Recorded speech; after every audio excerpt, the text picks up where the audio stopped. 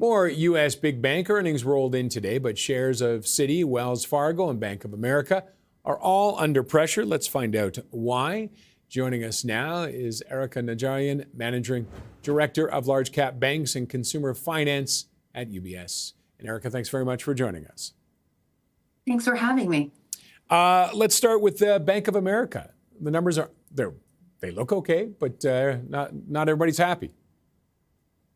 You know, I think in general, what's happening today is that the fundamental expectations were largely positive from investors, for the year in terms of lending growth, investment banking, cap markets, trading.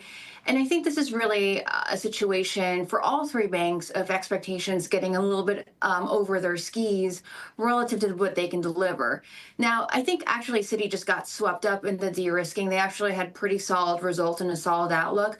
But you asked me specifically about Bank of America. I think where the market is really sort of disappointed is that the expense leverage that they promised during their November Investor Day, which is, by the way, their first in 15 years, so the expectations were high, was not quite where they wanted it to be out of the gate. So this feels very much expense leverage driven. Okay, and moving on to Citigroup, we heard the CEO tempering expectations on the regulatory penalties during the earnings call. Is that what is affecting things today, or is it just overall? Honestly, I think everything that I heard from the Citigroup call was pretty positive. They're getting some of the regulatory issues behind them. And as they do that, they're going to free up expenses that had been, essentially designated to resolve those issues. The revenue outlook was a little bit better than expected in terms of interest income. Markets and investment banking should still be resilient in 2026. I think what you're really seeing here is that, again, it's kind of the proverbial throwing the baby out of the bathwater.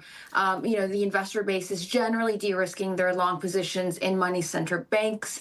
And so Citi is just getting, is a little bit of a victim, even though their actual results and outlook was probably best in class today. It sounds a little bit like the Mag 7 when we were waiting for their earnings last quarter. It didn't matter what they do. People are going to find something to be unhappy about. Well, I think, and look, bank valuations are not usually at this level. Bank investors are not, quote, used to nice things. And so when you're at this level, they expect you to leap over expectations. And that's not quite wasn't what was happening this morning. All right. And the other one, just quickly, and then maybe talk a little bigger picture. Wells Fargo as well. Your thoughts there? Yeah, look, they were unshackled from the asset cap. Which comes with it both expense freeing and also they can now grow their balance sheet. So while that's all a very positive story, I think honestly, the investor base got a little ahead of itself in terms of what that would interpret in terms of revenue growth and expense growth for 2026. So while everything, again, is going in the right direction for Wells Fargo and the momentum is pretty strong there, I think, again, it's just a matter of expectations getting ahead of itself. And for all three, where do you stand? You've got buy rating on Wells, and what about the other two? Yeah, I have a buy rating on Wells. I have a buy rating on Bank of America. I have a neutral rating on Citi. To be quite frank, I just sort of missed it last year.